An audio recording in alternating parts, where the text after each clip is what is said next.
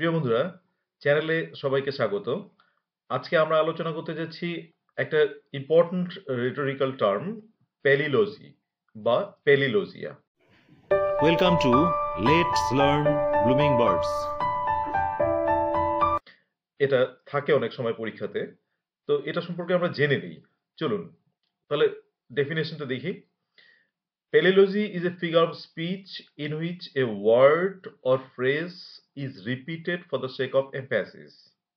অর্থাৎ প্যালিলজি এমন একটা ফিগার অফ স্পিচ, আমরা জানি যে রেটরিক্যাল ফিগার বা ফিগার অফ স্পিচ, প্যালিলজি একটা গুরুত্বপূর্ণ ফিগার অফ স্পিচ যাতে এ ওয়ার্ড অর ফ্রেজ, যাতে একটা ওয়ার্ড হতে পারে অথবা ফ্রেজ হতে পারে, is repeated for the sake of emphasis, যেটা জোর দেওয়ার কাজে বারবার ব্যবহৃত হয়। অর্থাৎ আপনি একটা ওয়ার্ড অথবা একটা ফ্রেজ সেটাকে বারবার ব্যবহার করবেন এবং সেটা কিন্তু এমফ্যাসিসের জন্য ব্যবহার করবেন। এটা আমরা অনেক সময় করে থাকি। অর্থাৎ কোনো একটা ওয়ার্ডের উপর জোর দিতে বা কোনো একটা ফ্রেজের উপর জোর দিতে বা কোনো একটা কথার উপর জোর দিতে কথাটাকে কিন্তু আমরা বারবার বলি। এই যে এই বারবার প্রয়োগের ব্যবহারটা একটা সেন্টেন্সের মধ্যে, সেটাকে কিন্তু আমরা বলি পেলিলজি। তাহলে পেলিলজি ডেফিনেশনটা আমাদের কাছে ক্লিয়ার। তাহলে পেলিলজি আবার একবার দেখে নেই। Palilogy is a figure of speech in which a word or phrase is repeated for the sake of emphasis. এটার মূল কারণটা হচ্ছে কিন্তু এমফ্যাসিস করার জন্য, অর্থাৎ জোর দেওয়ার জন্য। সেই ওয়ার্ডটার উপর, পার্টিকুলার ওয়ার্ডটার উপর বা পার্টিকুলার ফ্রেজটার উপর জোর দিয়ে আমরা যাকে বলছি আমাদের শ্রোতাদের কাছে, সেটাকে যেন বোঝা যায় যে না, এই পার্সনটা অর্থাৎ স্পিকার এই ওয়ার্ডটার উপর জোর দিয়ে বোঝাতে চাচ্ছেন যে এটাই আমার বক্তব্যের মূল ব্যাপার। তাহলে সেই ওয়ার্ড বা ফ্রেজটার বারবার রিপিট করা হয় কিন্তু এই কারণে। তাহলে চলুন এবার তাহলে ফিচার্সটা দেখে নেই। ফিচার্সটা হচ্ছে, দেখুন দুটো ফিচার এর মধ্যে আমরা খুঁজে পাই। একটা হচ্ছে a word or phrase is repeated. তাহলে একটা ওয়ার্ড বা একটা ফ্রেজ রিপিটেড হতে পারে, আলাদা ওয়ার্ড কিন্তু নয় এখানে। একই ওয়ার্ড রিপিট হবে। অনেক সময় হয় কি, একই মিনিং এর ডিফারেন্ট ওয়ার্ড হতে পারে, এক্ষেত্রে কিন্তু সেটা নয়। একই ওয়ার্ড রিপিটেড হবে বা একই ফ্রেজ রিপিটেড হবে। আচ্ছা, আর কি, the repetition of the word or phrase is made for the sake of emphasis, এবং এই রিপিটেশনটা হবে কিন্তু for the sake of emphasis. তাহলে এটাই হচ্ছে আমাদের ডেফিনেশনও যেটা আমরা পেয়েছি, সেটা ফিচার্সেও একই জিনিস পেলাম, যে এই ওয়ার্ড বা ফ্রেজ রিপিটেশন হচ্ছে এবং সেটা এমফ্যাসিসের জন্য হচ্ছে। আচ্ছা, এবার চলুন তাহলে কয়েকটা এক্সাম্পল দিয়ে এটাকে আমরা একদম ক্লিয়ারলি বুঝে নেই।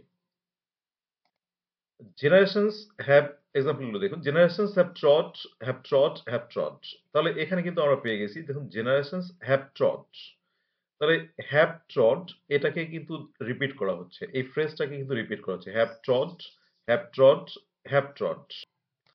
তার মানে জেনারেশন গুলো চলছেই, মানে এই চলতে থাকাটাকে কিন্তু হচ্ছে এখানে খুব গুরুত্ব সহকারে দেখা হচ্ছে এবং আমরা সেটাকে বারবার বোঝানোর চেষ্টা করছি যে চলছেই। আচ্ছা, এবার এটা একটা ফ্রেজ গেল, একটা ওয়ার্ড দিয়ে দেখি। Water water everywhere, not a drop to drink. তাহলে ওয়াটার ওয়াটার এভরিওয়্যার, তাহলে আমরা ওয়াটার ওয়াটার এভরিওয়্যার মানে বোঝাতে যাচ্ছে যে সবখানেই অনেক জল। তাহলে এই ওয়াটার ওয়াটার কিন্তু দেখুন ডাবল ভাবে ইউজ করা আছে। আচ্ছা, আবার ৩ নম্বর এক্সাম্পলটাতে দেখি। O earth, O earth, O earth, hear the voice of the dead.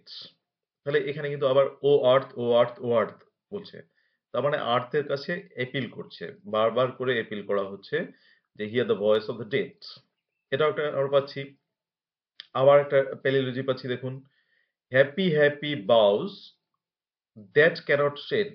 তাহলে হ্যাপি হ্যাপি, তাহলে এখানে কিন্তু বাউসটাকে হ্যাপি হ্যাপি অর্থে ইউজ করা আছে, যাতে মানে খুব হ্যাপি এরকম অর্থে ব্যবহার করা আছে। তাহলে দুটো রিপিট করা হলো ওয়ার্ডটাকে, হ্যাপি ওয়ার্ডটাকে।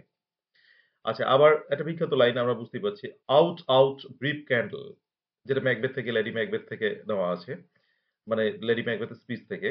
আচ্ছা, আউট আউট ব্রিফ ক্যান্ডেল, তাহলে আউট আউট তার মানে জোর দিয়ে কিন্তু বলা হচ্ছে যে আউট আউট, মানে ব্রিফ ক্যান্ডেল এটা নিভে যাও।